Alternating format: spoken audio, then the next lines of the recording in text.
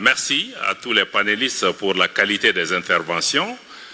Je voudrais juste qu'on puisse élargir le débat sur 2 ou 3 points. D'abord, je crois que dans la définition même de la transition, je vous trouve très restrictif. Je pense que ce qu'il faut comprendre, c'est que les transitions sont des régimes d'exception qui sont consécutifs à des changements non électifs et dans lesquels il faut même ajouter les questions de tripatouillage des constitutions.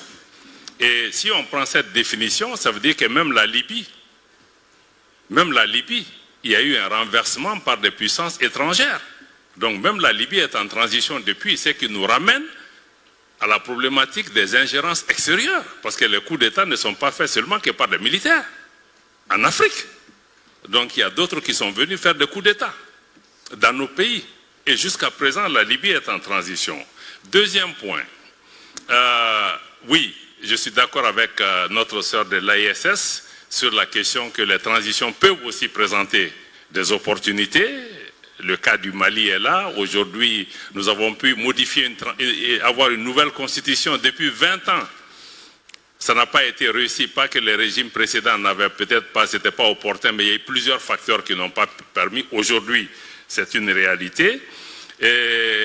Et vous mettez aussi l'accent sur le contenu, la teneur des processus de transition, un peu moins peut-être juste sur la durée qui peut être liée aussi à certains facteurs comme les questions sécuritaires au niveau du Mali, qui me semble être important. Mais aussi le Mali, la Guinée ou le Burkina, ce n'est pas les transitions les plus longues. Hein. Il y a d'autres pays. Il y a un pays qui est en transition depuis 2019, personne n'en parle. Quelqu'un a parlé hier, effectivement, il y a des transitions qui sont entre guillemets venimeuses et c'est celles qui irritent tout le monde. Mais il y a des pays en transition qui ont fini en guerre civile et personne n'en parle. Donc je crois qu'il faut vraiment élargir le débat quand vous parlez de ce type de questions et ne pas vous focaliser sur les transitions qu'on aime et celles qu'on n'aime pas. Le Sahel aussi, vous avez dit qu'on a extrait le Sahel. Non.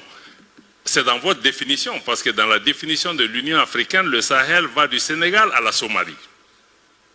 C'est le Sahel de certains qui constituent les 5 pays ou les 6 pays. Non, je crois qu'il faut aller un peu au-delà. Votre intervention comme celle de votre voisine de la gauche, je pense qu'il est extrêmement important de comprendre que vous n'avez pas mis l'accent sur les liens, les ingérences extérieures et l'instabilité que cela crée. Je crois que ça me semble être extrêmement important, y compris le soutien au terrorisme par des acteurs étatiques étrangers. Parce que dans beaucoup de nos pays, le terrorisme est fabriqué. Si on parle même du Moyen-Orient, le Hamas, si on prend Al-Qaïda, Daesh, la plupart de ces mouvements sont créés par des officines des services de renseignement étrangers, nous le savons. Donc ce n'est pas seulement que des acteurs étatiques, non étatiques, ce sont des acteurs non étatiques instrumentalisés souvent par des États. Même les rébellions dans nos pays, on sait, certains sont fomentés dans des officines, dans des services de renseignement, sur des plateaux de télévision.